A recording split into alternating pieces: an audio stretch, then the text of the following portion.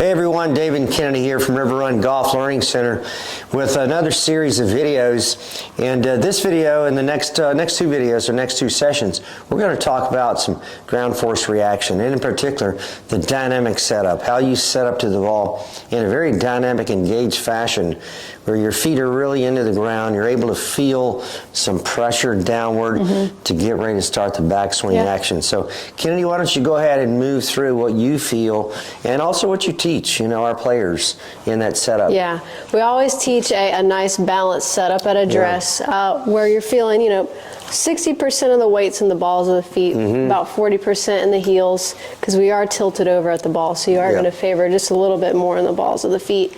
Also, from a front-on view, you really want to feel like your feet are spread across the ground. Yeah. So that you're kind of pushing outward and bracing in, if that makes sense. Yeah, it's sort of like when you push out, the ground in turn pushes you back inward. Exactly. So you really want to feel really into the ground as if you're going to be able to push outward. That kind of engages the hamstrings, glutes, quads, and into the core. Right. I see, the better players do this. That's a difficult thing. You can't see that.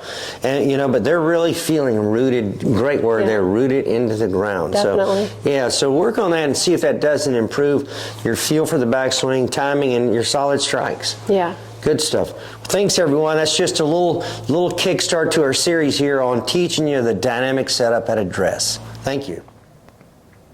Okay, so we're switching to the GASP software now, where you can see I'm hitting a shot with that 7-iron we had mentioned.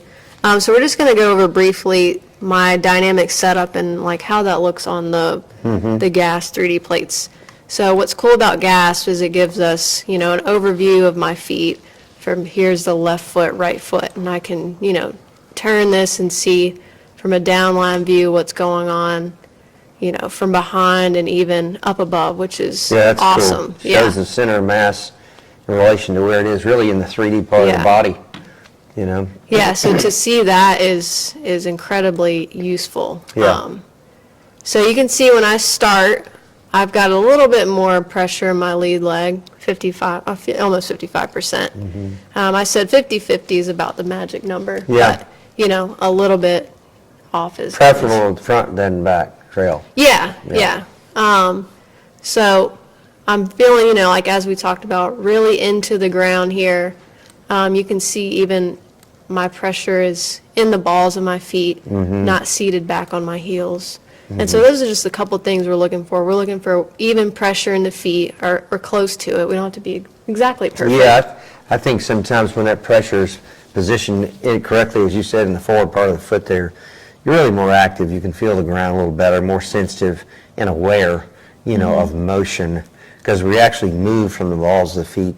You don't really move from your heels. Yeah, exactly. We always tell people if you were to jump off of, say, like a 5-foot ledge, you wouldn't be landing on your heels unless you wanted to hurt your back, right? Correct. But yeah, so dynamic setup, you can see my knees are slightly flexed. I'm really into the ground with my feet. My arms are, just hanging. I'm tilted over, which is hard to see, but you can tell I'm athletic and ready to take the club back. So yeah, that's just kind of an inside look on dynamic setup and what we can see at address on the GASP plates. Yeah, awesome.